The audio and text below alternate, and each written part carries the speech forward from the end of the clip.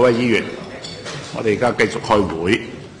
現在我哋進入第13份嘅口頭質詢，喺度以立法會名義歡迎譚司長同埋各位官員出席今日嘅會議。下邊請宋碧琪議員。多謝主席。日前社會保障基金公布公積金個人帳戶2015年預算盈餘特別分配款項嘅名單呢，共有343997人係被列入咗名單之中，而不被列入名單嘅則有119817人，不符合資格嘅人數竟然達到總人數嘅1/4，數量之多呢係令人哋驚歎。政府設立公積金個人帳戶，目的旨在加強及提升澳門居民嘅社會保障同埋生活質素，確保居民老有所養。法律規定，公積金個人帳戶嘅擁有人呢，必須喺前一歷年內呢至少有183日身處於澳門，才可以享有獲分配有關款項嘅權利。及後因應到境外讀書、外地安老等特殊情況嘅增多呢，當局本着以民為本嘅原則，曾喺2011年呢係對原有嘅公積金撥款分配規則呢係進行修訂嘅，增加可視為身處澳門嘅7種特殊情況，讓一啲因特殊同埋合理嘅原因而唔喺或者離開澳門嘅居民呢係能夠繼續享受撥款嘅權利。但係幾年嘅時間落嚟，隨住區域合作嘅加快，經濟多元發展嘅需要呢，越嚟越多嘅市民呢係選擇到外地創業就業。好多嘅中小企業亦都係開始積極拓展境外嘅業務，導致現在又出現咗唔少嘅新嘅群體，因為種種嘅原因無法常年居留喺澳門，達唔到法定嘅183日嘅紅線，而制度修改之後新增嘅7種特殊情況，亦都無法涵蓋到呢一部分嘅群體。現時公積金擁有人嘅資格規定呢，係再次面臨與現實脫節嘅呢一個嘅局面。公積金制度本來目的係希望讓居民晚年能有一個安心嘅生活保障，使佢哋喺年輕嘅時候呢更敢於去拼搏。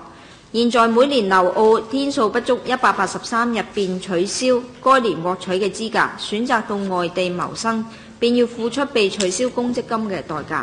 喺區域一體化發展一日千里嘅今日，已經係明顯唔符合現實嘅需要，亦跟唔上時代發展嘅步伐。更加讓計劃外出嘅中小企同埋青年創業者係降低走出去嘅意欲，與特區政府一直鼓勵積極走出去推動區域融合發展嘅政策係背道而馳。為此，本人提出質詢如下：一、公積金嘅個人帳戶設立嘅初衷係保障居民老有所養，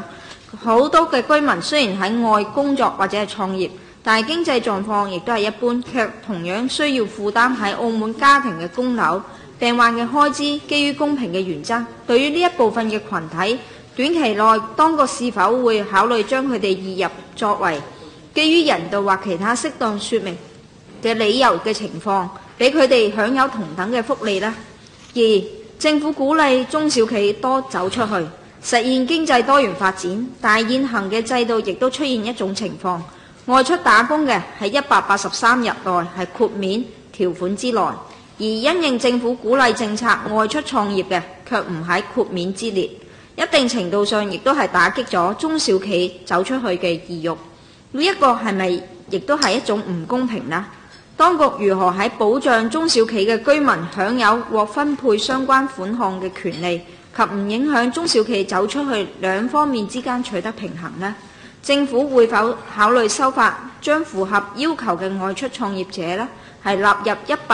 183日嘅豁免條款之中呢？多謝。請譚司長回應。多謝立法會主席閣下。多謝宋碧琪議員嘅口頭質詢。仲有各位議員，大家下午好。為加強居民養老生活嘅保障及協助日後建立中央公積金制度，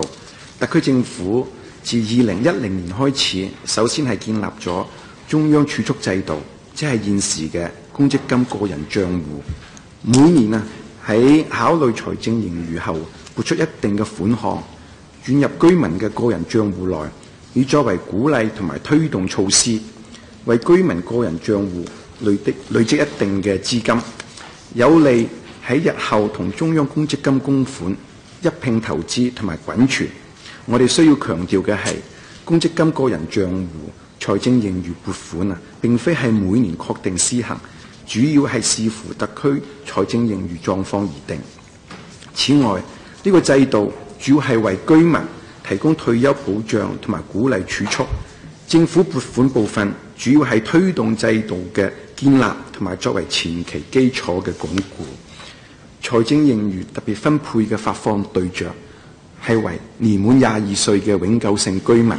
同時基於公共資源有限，我哋需要確保公帑嘅資源運用喺適當嘅居民群體上。因此我哋特區政府喺預算盈餘特別分配嘅政策上設立咗有關183日嘅要件，以確認受惠對象同我哋澳門有較密切嘅聯繫。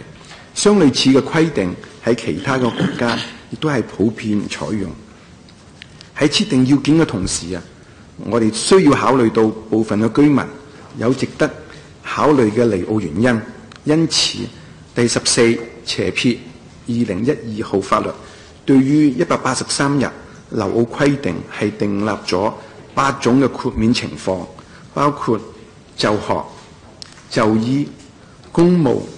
外派工作、負擔喺澳家人主要嘅生活費而喺外地工作、因病常居內地、年滿65歲嘅長者常居內地，以及人道或者係其他適當說明嘅理由等。上述嘅原因係為咗係確保市民同澳門具有足夠嘅聯繫性。由於年齡達到22歲或者係獲得永久性居民資格嘅人數每年都係有所增長，因此整體人數包括列入及不列入撥款名單嘅人數每年亦都係會有所提升。每年唔列入名單嘅人數平均為10萬人，而提出聲明異議嘅人數每年平均亦都有15000人。經聲明異議重新獲批准列入名單嘅比率由2010年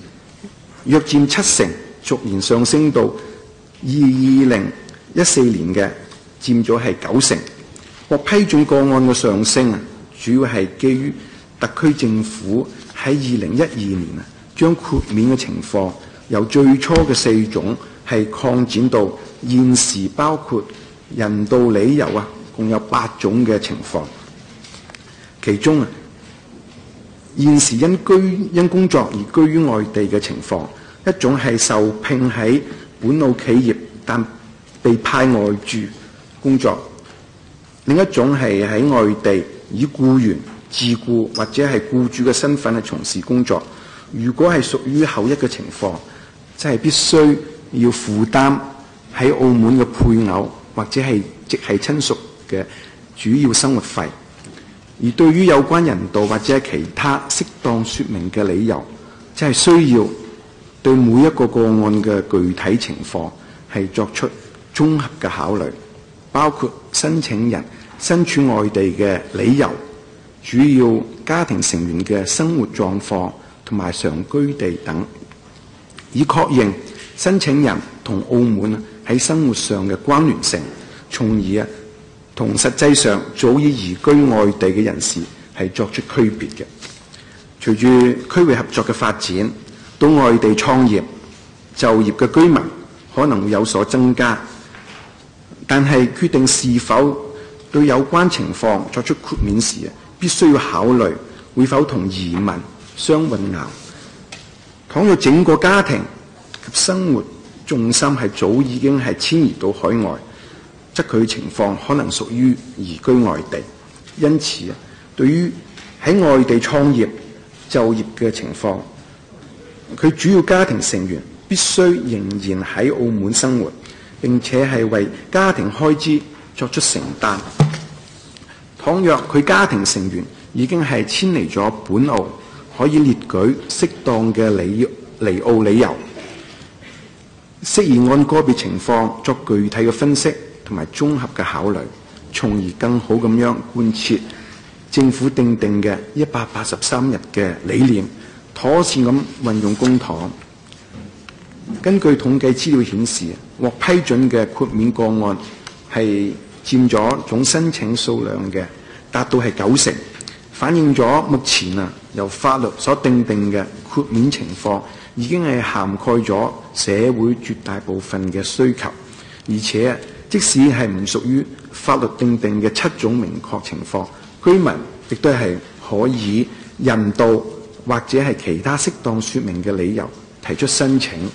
交由社會保障基金行政管理委員會審議。未來社會保障基金仍然會不斷咁檢討同埋總結工作經驗，以期對制度作出完善。多謝主席閣下。亦都多謝司長咁詳盡嘅回覆。司長，我呢度咧想跟進啦，因為事實上咧係喺本澳咧出現咗一種嘅情況咧，就係話，譬如而家佢係喺外地係經商嘅，咁雖然佢係需要喺本澳咧負責有啲供養嘅義務，譬如要養子女啊，咁呢一種嘅情況之下咧，就可以係以一個上述嘅8種嘅情況咧係申請係列入呢一個名單之內。但係咧而家有一種情況咧係比較矛盾嘅，佢嘅子女咧喺澳門係讀書，讀完書之後呢，但係問題而家係長大咗，以前呢係需要供養，但係而家長大咗喺澳門工作，咁就變成咗呢，佢係唔需要再供養，咁但係佢嘅子女呢係啱啱大學畢業咋，咁而家政府呢就唔將佢列入呢一個名單入邊，咁似乎但係佢嘅關聯性係同澳門係好大嘅關聯性喎，佢嘅物業又喺澳門，佢嘅子女又喺澳門。咁點可以判斷佢嗰個關聯性係不足呢？而豁免喺呢一個嘅名單之外呢？咁呢一個係咪有一定嘅唔公平喺度呢？咁呢一個係我最主要想跟進嘅問題。唔該。請譚司長回應。好，多謝宋議員嘅跟進。我想咧就係補充少少，因為頭先我都講咗嚇有關呢個183日嗰個情況。咁確實如果呢一位市民啦，或者係佢喺外地工作，而佢子女喺澳門讀書，但係佢子女就已經係畢咗業嘅，佢亦都係有呢個就業嘅能力佢咧就係可以咧就係喺出邊喺職場嗰度尋工作對於呢種情況嚟講咧，我哋特區政府亦都有明確嘅規定嘅咁係呢一位子女咧，佢因為有工作能力嘅話咧，佢亦都唔應該就係包含咧就係受到呢個就係法規嘅即係保護保障。當然我哋都係要提出嘅，如果係有一啲重要嘅理由嘅話咧，佢都可以提出係個人道嘅理由或者係因病冇辦法就找尋到工作而可以向我哋社會保障基金係提出咧，我哋咧社會保障基金佢哋有行政管理委員會咧，亦都會對呢個個案咧係作呢個分析嘅所以我哋必須明白，因為如果我哋澳門所有情況嘅係因為子女佢係讀完書有工作能力，而我哋特區政府亦都係要繼續咧就係去保障佢哋嘅話，可能咧就係同我哋嘅法規咧係有所抵觸所以咧就係喺度作一個補充。但係市民咧亦都有佢呢個申請嘅權利，我哋社會保障基金亦都會做一個分析嘅多謝主席。